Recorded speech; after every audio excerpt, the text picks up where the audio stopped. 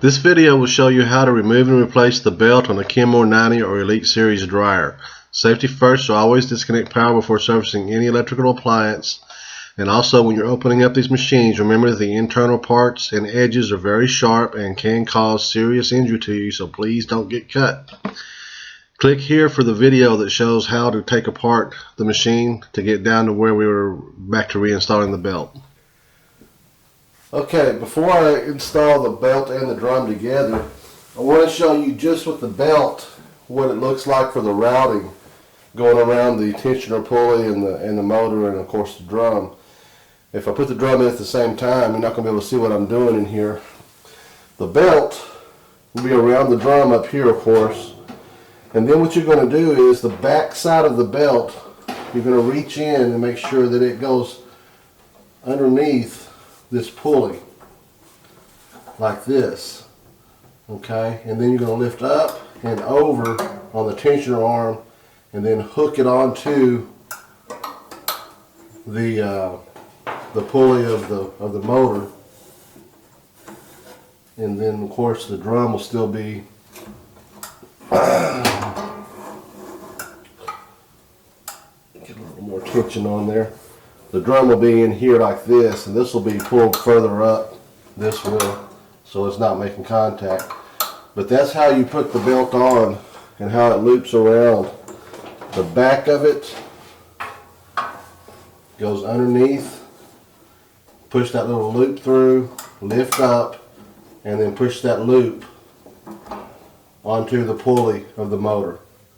And that's how it goes. Okay, now I don't know if you can see that good enough there or not, but I hope that was a good enough showing of it. But that's what we're going to do. And you're going to be basically blind doing that when you're putting the drum in. So let me go ahead and reset the camera where I can stand back and show you reinstalling the drum with the belt, because you have to basically do it pretty much at the same time. Okay, now we're ready to start putting this dryer back together.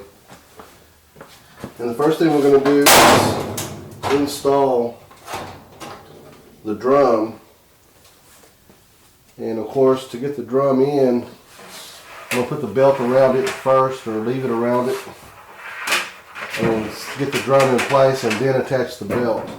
So to put the drum in place, slide it in between these notched out areas and then go straight back into the cavity here. And then this lip of the drum is going to sit on those support wheels there on the back bulkhead. So just slide it, set them on the wheels, make sure it's in place, let the belt down, make sure it's straight, align it back where it was before. Now I'm ready to get in there and put the belt around the tensioner and put it in place around the motor pulley shaft. And to do that, I'm going to let my arms go in there, basically lay down to do it. You can't see exactly what I'm doing in here, but I showed you on the video previously how I was going to wrap it around the tensioner and then hook it onto the pulley. You have to lift that tensioner up with a lot of pressure there to get it far enough to loop the belt onto the pulley of the motor, which I've just done. Okay, make sure the belt is, of course, with the ridges facing towards the drum. And that's it, it's in place. Now to make sure that everything's good and straight, I'm going to hold the drum up a little bit